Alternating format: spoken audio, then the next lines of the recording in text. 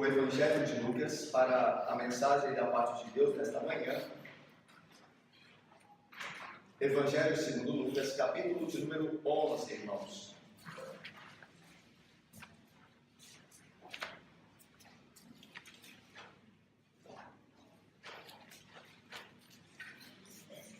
Evangelho de Lucas, capítulo de número 11. A partir do versículo 14 até o versículo de número 23. Lucas 11, do versículo 14 ao versículo 23. Nós faremos a leitura do texto, irmãos, oraremos, então passaremos ao sermão. Lucas diz assim: de outra feita, estava Jesus expelindo um demônio que era mudo. E aconteceu que ao sair do demônio, o mudo passou a falar, e as multidões se admiravam. Mas alguns entre eles diziam: olha, ele expele os demônios pelo poder de Beelzebul, o maioral dos demônios. E outros, tentando, pediam-lhe um sinal do céu. E sabendo ele o que se lhes passava pelo Espírito, disse-lhes: todo reino dividido contra si mesmo ficará deserto, e casa sobre casa cairá. E também se também Satanás estiver dividido contra si mesmo, como subsistirá o seu reino? Isto porque dizeis que eu expulso os demônios por Beelzebul. E se eu expulso os demônios por Beelzebul, por quem os expulsam vossos filhos? Por isso, eles mesmos serão os vossos juízes. Se, porém, eu expulso os demônios pelo dedo de Deus, certamente é chegado o reino de Deus sobre vós. Quando o valente, bem armado, guarda a sua própria casa, ficam em segurança todos os seus bens. Sobrevindo, porém, um mais valente do que ele, vence-o, tira-lhe a armadura em que confiava, ele divide os despojos. Quem não é por mim, é contra mim. E quem comigo não ajuda, espalha. Vamos orar, irmãos? Ó Deus Santo e bendito, nós te agradecemos, ó Pai, por nos trazer nesta manhã, dia do Senhor, à tua casa, para juntos, como um só corpo do Senhor, ouvirmos a sua palavra, ó Deus, para sermos por ela edificados. Ó Deus, obrigado também, Pai, pelos irmãos que ofertaram e dizimaram. Nós pedimos ao Senhor que os abençoe. E agora, ó Deus, nos conduz à exposição das Sagradas Escrituras, do texto que lemos, para, por fim, ele ser aplicado verdadeiramente em nossa vida, na nossa mente e no nosso coração, para que decidamos por Cristo Jesus e não fiquemos jamais neutros a esse respeito. Em nome de Jesus nós oramos, com perdão dos pecados. Amém. Meus irmãos, Lucas, ele havia falado das virtudes cristãs. Há um tempo atrás nós vimos isso. Lucas havia falado da importância da meditação na palavra de Deus, de ouvir a palavra de Deus através da história de Marta e Maria, como Maria se dedicava à palavra de Deus e Marta andava agitada. Depois nós vimos que Lucas também nos fala sobre a importância da caridade na vida cristã, contando a parábola de Jesus sobre o bom samaritano. Posteriormente, Lucas acrescenta a importância da oração na vida cristã, quando ele chama, através da parábola que Jesus conta, daquele amigo importuno que, batendo na casa do seu amigo, pede para que ele lhe providencie alimento, e este amigo então, pela insistência, o faz. E Jesus diz: quanto mais o vosso Pai Celeste vos atenderá às orações. E agora, meus irmãos, Lucas, ele acrescenta, ele de fato nos narra, nos conta um certo momento em que Jesus cura um endemoniado e enfrenta a oposição dos fariseus. Alguns teólogos creem que Lucas traz essa narrativa acerca do diabo, dos demônios e de Beelzebul, junto de um texto que fala de oração, porque o texto posterior, próximo, fala de oração. E agora Lucas vem com uma história que inclui demônios, e é uma referência a Beelzebul. A ideia é que o diabo se opõe grandemente à oração. Quando o crente ora, o diabo se opõe, Vocês se lembram que Jesus foi tentado enquanto orava e jejuava? Então Satanás se apresentou a ele.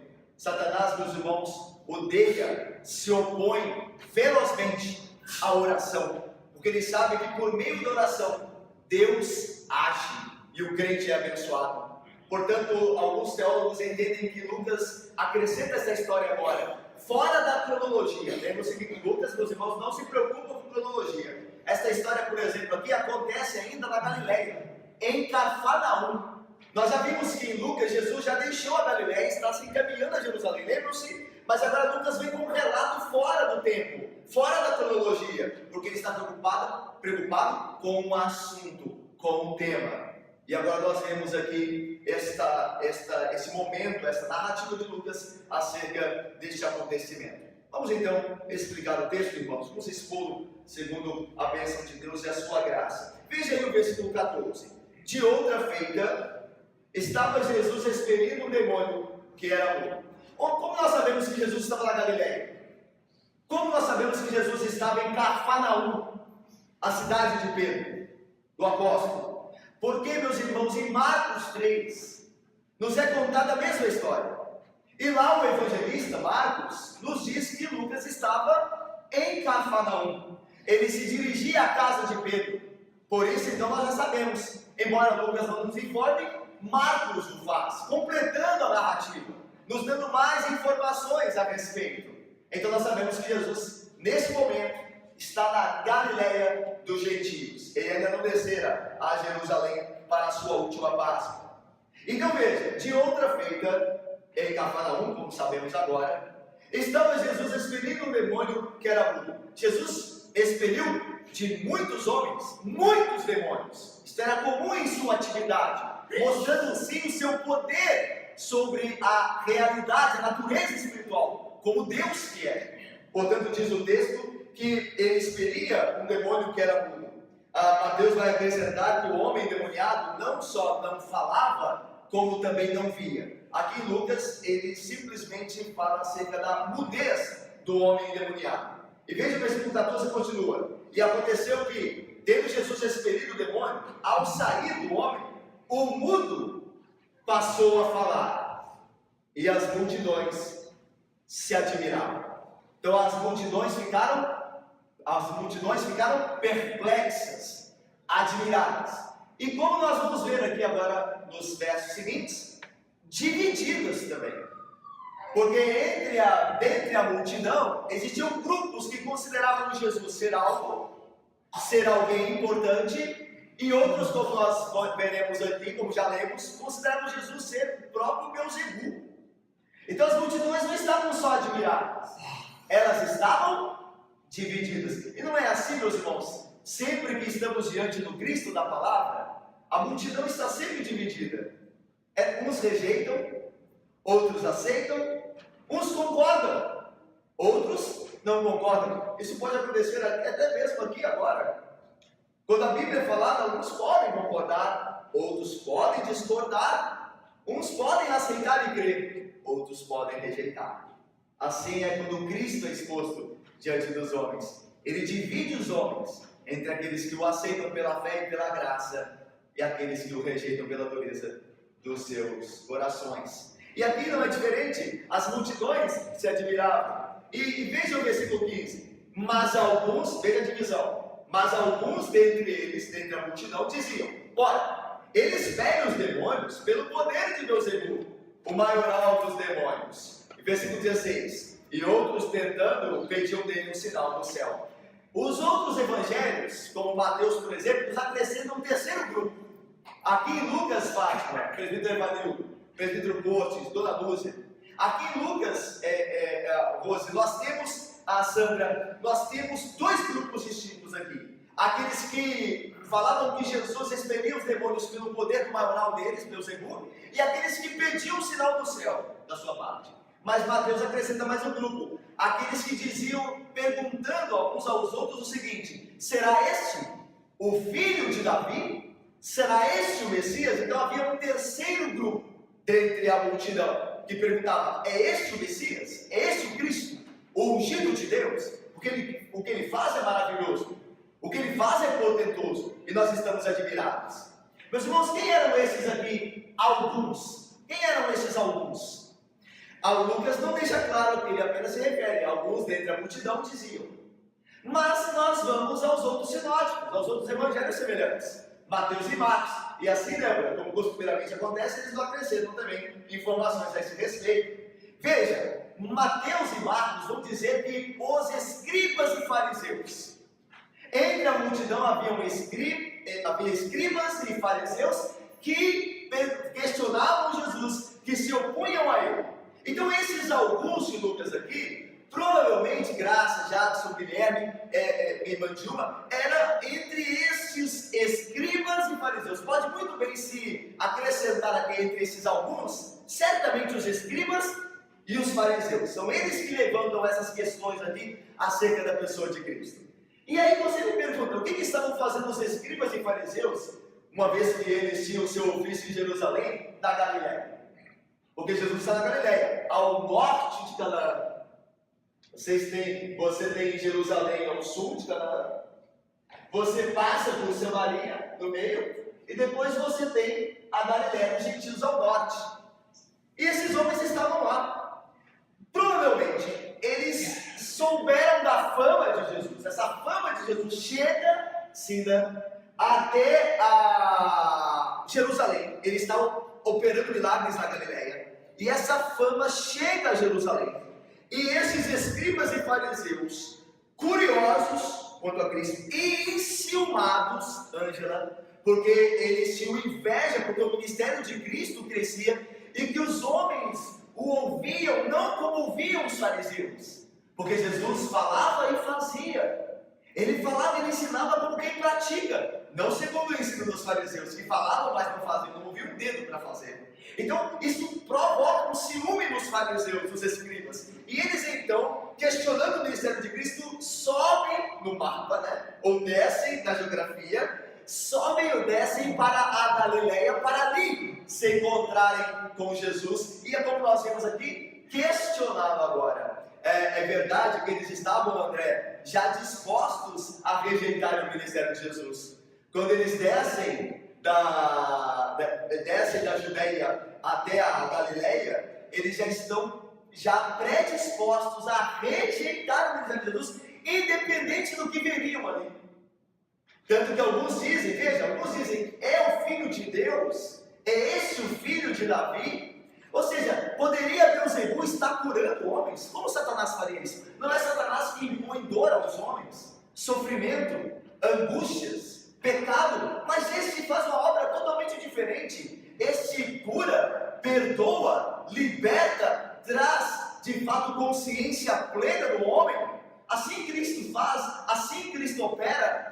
Mas os fariseus e escribas já estavam predispostos a ir contra ele, por motivações egoístas, pecaminosas, por inveja, o faziam. E eles chegam então, e dizem o que diz o versículo de número 15. Mas algum dentre eles diziam, ora, ele expele os demônios pelo poder de Beelzebul, o maioral dos demônios. Ou seja, ele está possuído por Beelzebul. Mas quem era Beelzebul? Na região de Ecrom, uma cidade chamada Ecrom, do Oriente Antigo, na época do Antigo Testamento e na época de Cristo, ao sudoeste de Canaã, havia essa cidade chamada Ecrom. E essa cidade era ocupada por os cananeus, os cananitas, que cultuavam divindades pagãs. Baal-zebub era uma dessas divindades pagãs. Baal-zebub significa literalmente Senhor da habitação. Só que era comum entre os judeus fazerem pequenas mudanças ortográficas na escrita com relação aos deuses falsos para zombar desses deuses.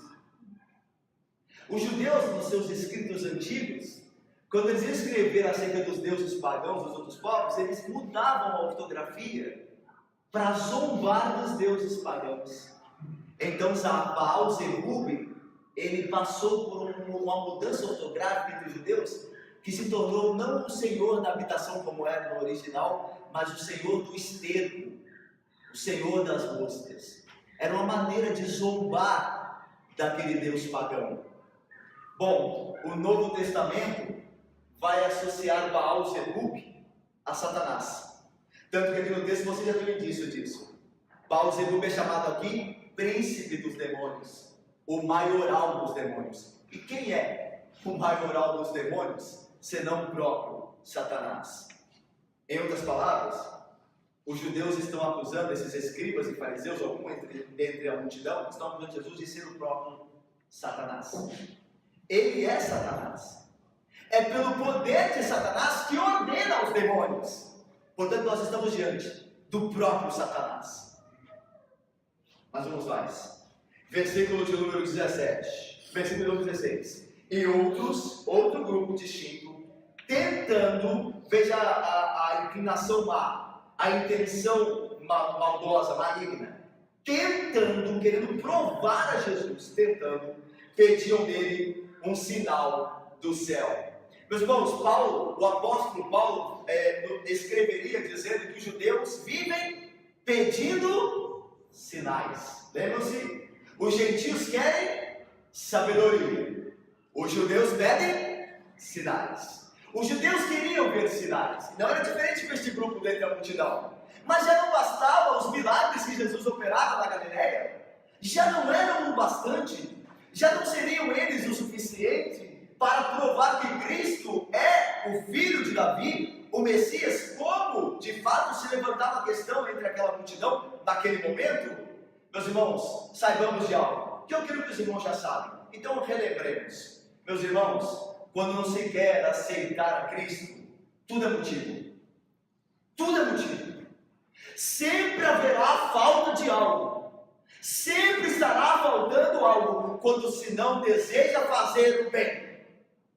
Nós sempre encontraremos obstáculos. Sempre inventaremos uma demanda. Faz-nos um sinal, mas não houvera ele acabado de realizar um portentoso sinal, uma portentosa maravilha. Mas eles estão pedindo, dá-nos mais um sinal, porque havia indisposição de crer nele. Eles não queriam crer. E quando alguém não quer fazer algo, irmãos, você pode dar todos os melhores motivos do mundo, ele ainda encontrará obstáculos. Portanto, não é diferente desse grupo. Eles pediam sinais, sendo que o grande sinal já estava diante deles, o próprio Cristo encarnado, com a sua soberania, com o seu poder. Mas vamos mais, versículo de número 17, e aqui nós vamos começar a ver a resposta de Jesus, porque Jesus está sendo acusado, irmãos. Imagine-se aí, imagine-se lá, você está dentro da multidão, um homem, a princípio, acaba de operar um grande sinal. Alguns dizem que ele é o filho de Davi, outros dizem que ele é o próprio. Olha que diferença, que contraste. Uns dizem que ele é o Messias de Deus, outros dizem que ele é o próprio Satanás, e outros pedem um sinal. E Jesus agora irá responder a essa demanda. Ele faz isso propondo dois argumentos a seu favor. Dois argumentos ele irá propor.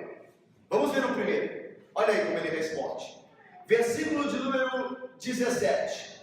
E sabendo ele o que se lhes passava pelo Espírito. A mesma coisa aqui é saber, conhecendo os pensamentos. Conhecendo com qual intenção faziam isso. A ideia aqui é de conhecendo ele, o que lhes passava pelo Espírito.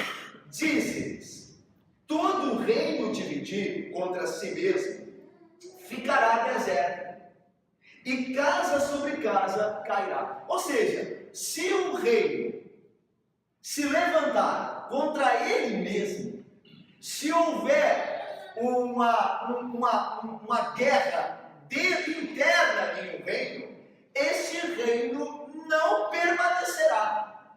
Vocês se lembram da história que os grandes reinos caíram por questões internas, antes de serem vencidos externamente. O Império Romano, por exemplo, nós falamos aqui do Império Romano.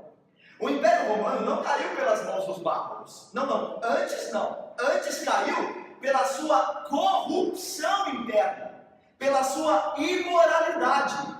Roma, internamente, era um caos, era um covil de imoralidades, e por isso, enfraquecida internamente, se tornou uma vítima fácil, uma presa fácil aos bárbaros. E é por isso que Roma caiu, mas ela começou internamente. O que Jesus diz é uma verdade: toda casa dividida dentro de si não permanece, cairá. Não é assim que acontecem os divórcios? Os divórcios geralmente acontecem não de um fator externo, mas algo que acontece primeiramente dentro da casa.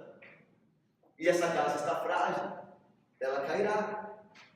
O argumento de Jesus é: todo reino dividido não subsistirá, não permanecerá de pé. Ele tem que estar firme e unido para suportar e dar paga às oposições externas, à luta externa. Mas se isso não acontecer, nessa unidade por dentro, interna, ele cairá, ele será destruído. Agora veja Jesus aplicando isso a Satanás. Versículo de número 18. Se também, igualmente, Satanás estiver dividido contra si mesmo, ou seja, se eu estou expulsando demônios por eu ser Satanás, como subsistirá o seu reino? Satanás vai atrapalhar a obra dele? Em outras palavras, é muito claro aqui. Satanás está contra ele. Satanás envia os demônios e agora os expele. Assim o seu reino subsistirá. Ele será destruído. Satanás não faria isso de maneira alguma. E Jesus continua. Versículo de número 18. Isto vos digo porque dizeis que eu expulso os demônios por Beelzebul. Isso eu falo porque vocês me dizem de mim ser o próprio Beelzebul. Como Beelzebul faria isso? Contra a sua própria obra. E continua o versículo 19. Se eu expulso, agora o segundo argumento. Olha o segundo argumento aqui. E se eu expulso os demônios por Beelzebul, por quem os expulsam vossos filhos? Por isso, eles mesmos serão os vossos juízes. Por que Jesus inclui aí os filhos dos escribas e fariseus? Porque era comum, não só na época de Cristo, mas também na época de Cristo, os filhos dos sacerdotes, dos fariseus, saírem como expulsadores de demônios, exorcistas ambulantes pela terra, expulsando demônios. Era comum isso acontecer. Filhos de líderes religiosos que contavam com a autoridade dos pais, a princípio imaginavam contar, saíam como exorcistas ambulantes, expelindo demônios. A prova disso é que isso acontece em Atos, capítulo 19. Quando Paulo, você se lembra? Quando Paulo está em Éfeso. Ali em Éfeso, 7 filhos de um judeu chamado Seva, que era sumo sacerdote. E eles vão tentar expulsar demônios de um homem. E quando eles ordenam, lembra quando eles ordenam? Eles dizem assim: em nome de Jesus e de Paulo, nós ordenamos que saiam. Aí os demônios respondem dentro do homem: nós conhecemos Jesus e nós sabemos quem Paulo é, mas vocês, quem são? E o texto diz então que os demônios partiram para cima daqueles 7 filhos de Seva e os espancando e deixando nus, fizeram com que eles fugissem, humilhados. Então era muito comum os filhos dos líderes religiosos saírem expulsando demônios.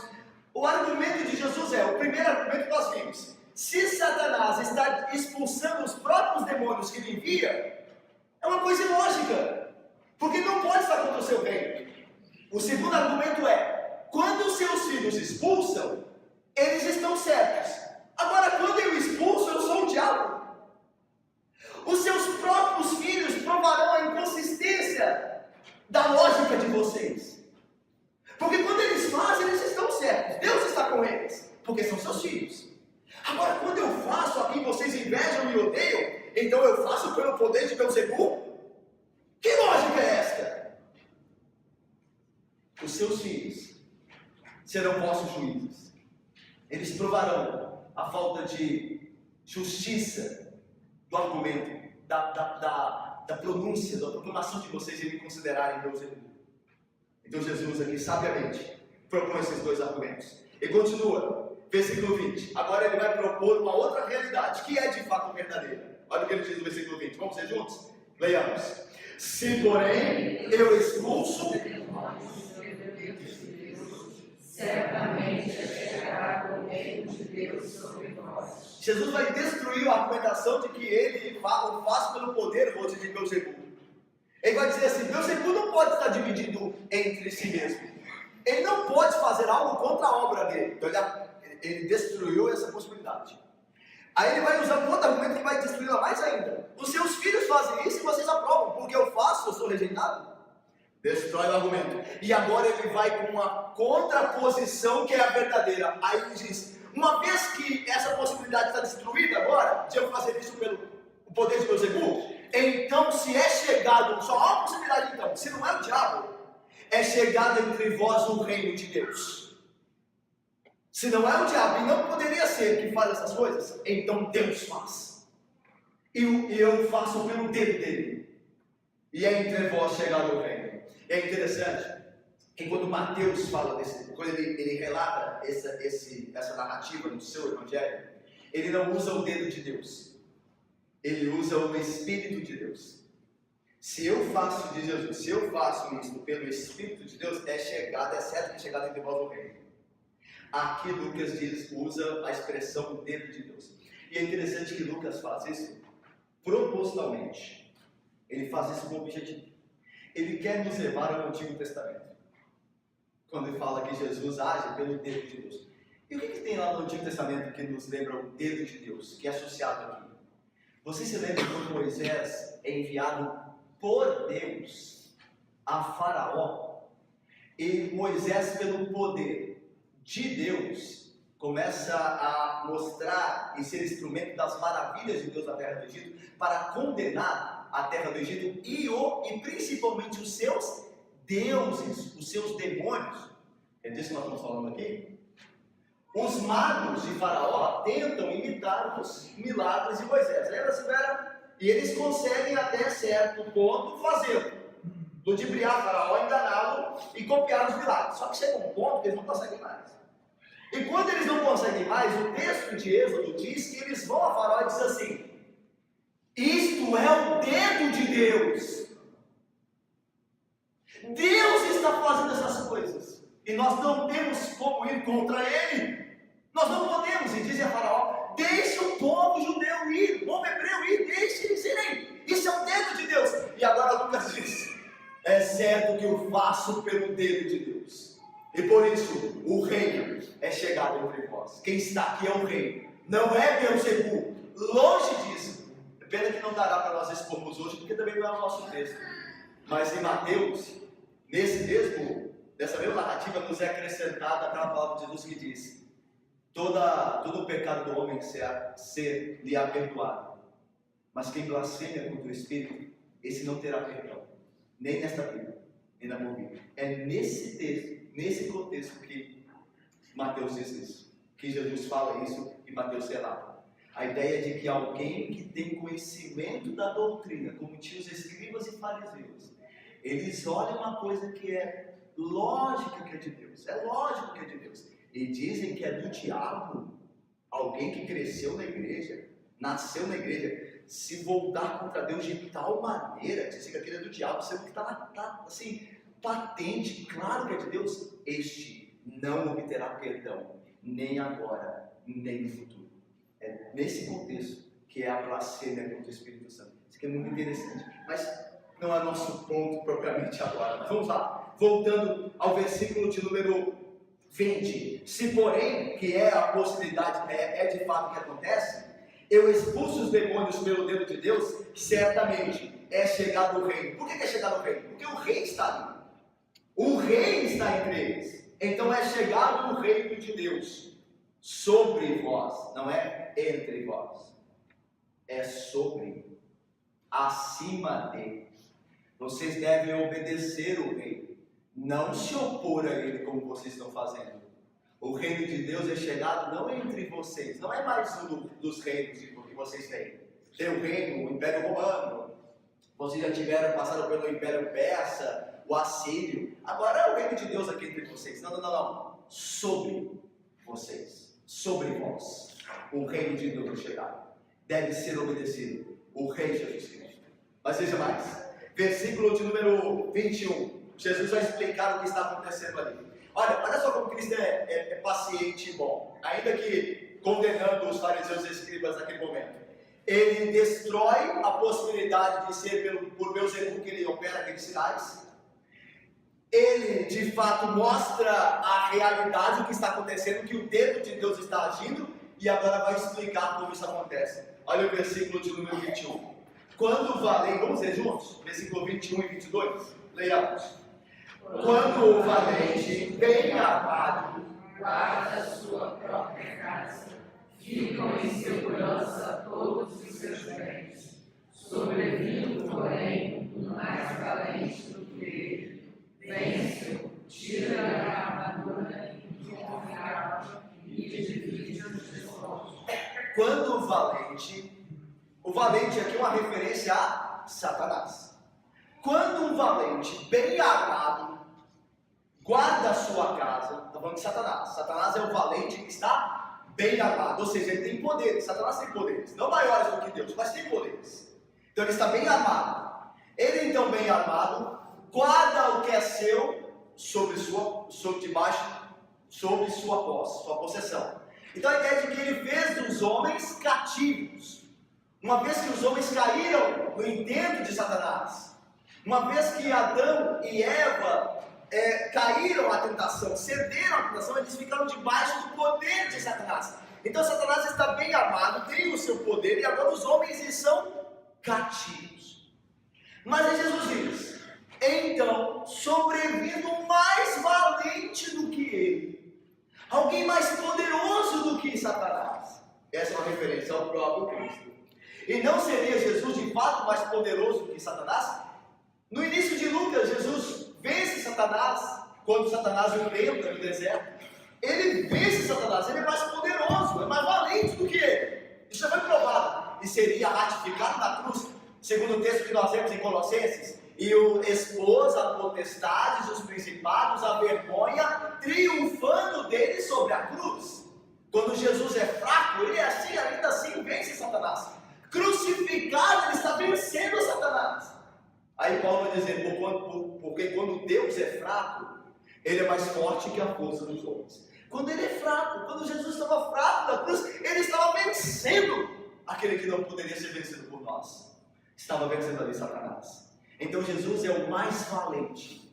É o que diz o versículo de número 22. Está falando de Jesus. Se no versículo 21 fala de Satanás, ele seu domínio sobre os homens, no sentido de que os homens lhe fazem a vontade, o versículo 22 fala de Cristo. Sobrevindo, porém, o mais valente do que ele, vence-o. Tira-lhe a armadura. Seus poderes são limitados. Ele divide os despojos. Quem são os despojos aqui? Somos nós. O apóstolo Paulo vai aplicar isso em Efésios 4:8, quando diz de Cristo o seguinte: quando Cristo subiu às alturas, quando ele realizou a sua obra e foi assunto aos céus, no terceiro dia ressuscitado dentre os mortos, e dali dias a mais subiu definitivamente para sentar-se à direita de Deus Pai, ali ele venceu tudo, a morte, Satanás, o mundo. E então ele subiu, e Paulo continua, quando ele subiu às alturas, entronizado da destra de Deus, ele levou o cativo, ele venceu a prisão que prendia os homens, e concedeu aos homens dons. Então veja, nós éramos escravos do pecado e por implicação de Satanás. Mas quando Cristo venceu Satanás, agora ele pode nos libertar. Quando ele comprou-nos com seu sangue, destruindo a obra de Satanás, agora ele pode conceder dons a você e a mim. Antes, quando nós estamos debaixo do poder de Satanás, nós só mentíamos. Mas agora, nós temos da parte de Deus em Cristo o dom de falar a verdade. Antes, nós éramos corruptos e sensuais. Mas agora, nós procuramos pela graça, e Deus nos habilita a andar no bom caminho e sermos puros de coração, limpos de coração. Deus, em Jesus, destruiu o cativeiro, porque amarrou o valente, e agora distribuiu dons aos que ele conquistou. É disso que o texto está falando. Que em Cristo nós não temos mais o poder de Satanás sobre nós. Nós somos libertos das suas amarras. Nós não somos mais escravos do pecado, mas em Cristo Deus nos concedeu dons espirituais. Veja o versículo de número 23. Jesus conclui com o ensino, falando diretamente aos escribas e fariseus ali. Ele vai dizer, quem não é por mim, é contra mim. E quem comigo não ajuda, está. Veja, irmãos, vamos entender isso aqui. Jesus faz um sinal, livrando o homem endemoniado. Dentro da multidão se levantam os fariseus e escribas, dizendo, é Beelzebul. É pelo poder de Beelzebul que ele faz isso. E Jesus vai dizer assim, Beelzebul não pode estar dividido entre si mesmo, senão o reino dele não subsistirá, não permanecerá de pé. Mas quando os filhos de vocês fazem isso, eles são de Deus. E eu, porque faço, sou do diabo. E Jesus continua, ora, mas se não é pelo diabo, como foi provado que não é, então o dedo de Deus o faz, e o reino é chegado no meio de vocês. E vocês deveriam reconhecer isso. Porque o que eu estou fazendo aqui é amarrando o valente.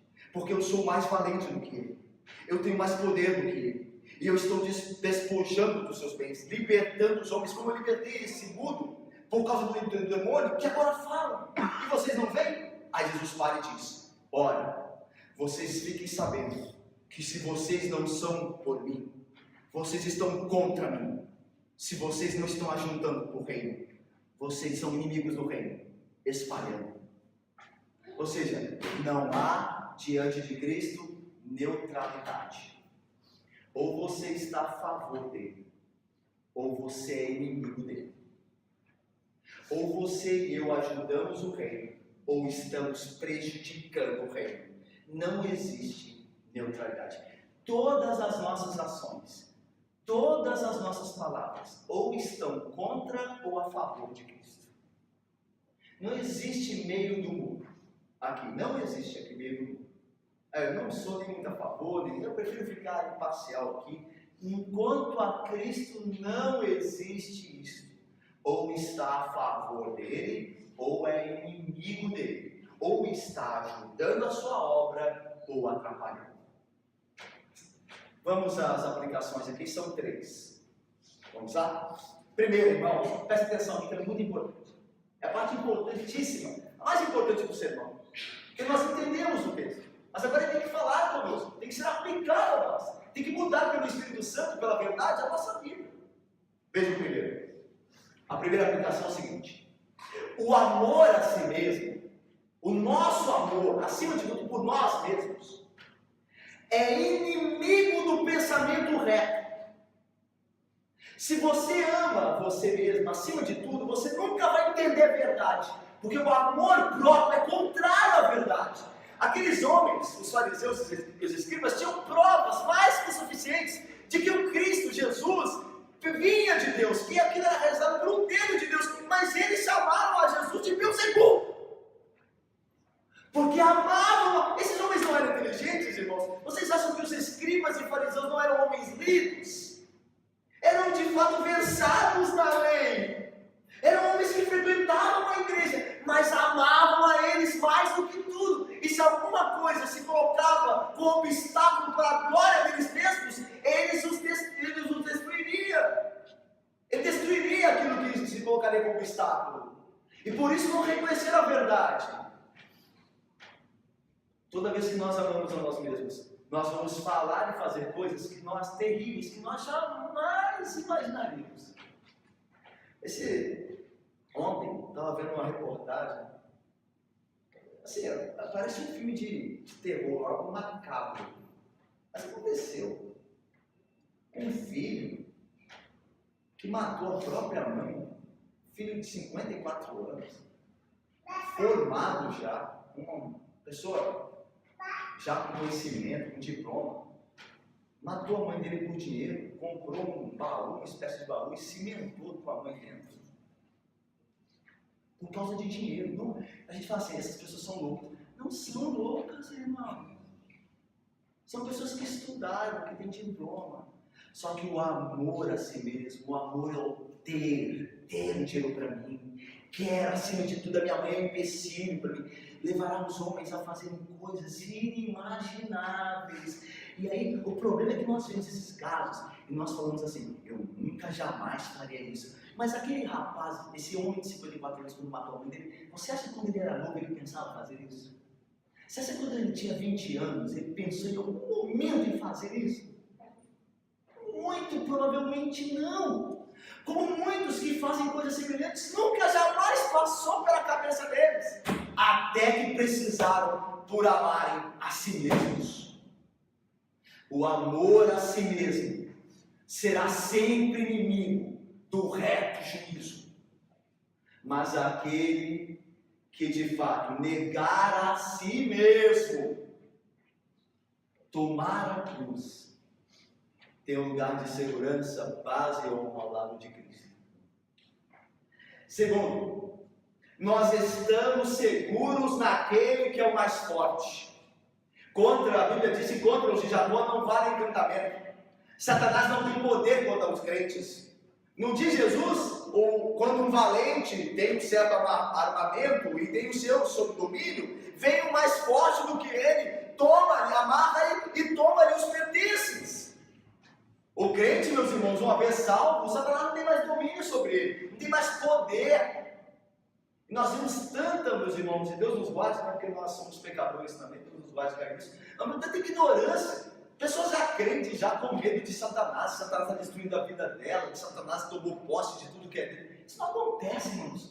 Biblicamente isso é impossível. Ou Cristo mentiu. Cristo disse, o poder é dele, ele venceu Satanás. Ele concedeu não sofrimento aos homens que são dele, mas concedeu a eles dons espirituais, bênçãos espirituais. Satanás não tem domínio sobre o crente. Satanás tem domínio sobre aqueles que não creem em Jesus e estão debaixo do pecado. Sobre esses, Satanás tem influência ativa.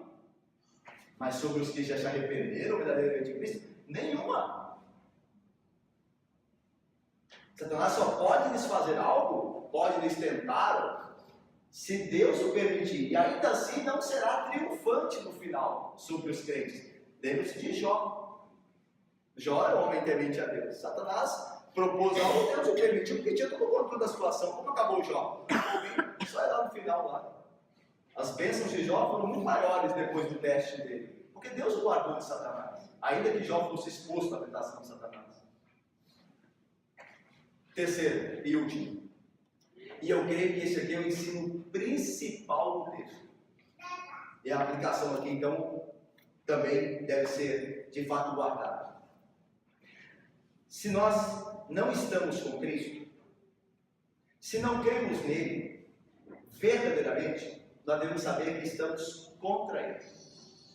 Ele é nosso inimigo. Mas mais ainda, não há, meus irmãos, não há neutralidade com relação a Cristo. Não há neutralidade. Quer ver? Vou lhes dar um exemplo prático disso.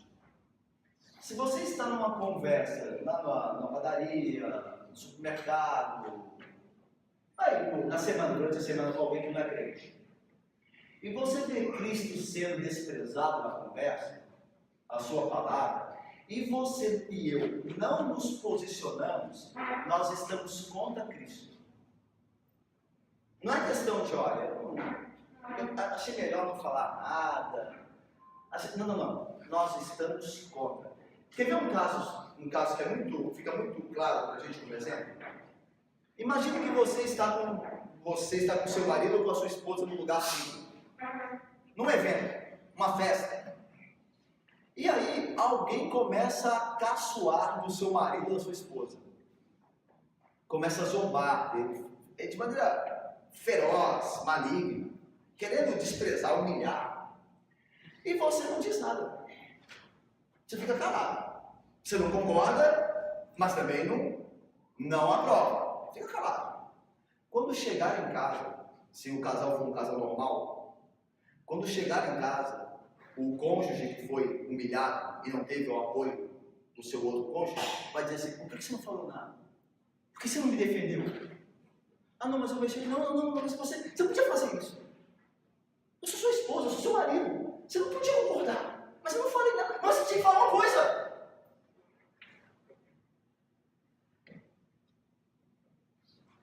Quem não é por mim, é contra mim. Quem não está ajudando, está espalhando. Se você não está servindo a Cristo e eu também, lá fora, se você não está honrando o nome dele, proclamando o nome dele aos homens, eu e você estamos contra ele. Estamos separando, não ajuntando. Que Deus nos guarde e nos abençoe a fazer o contrário. Amém.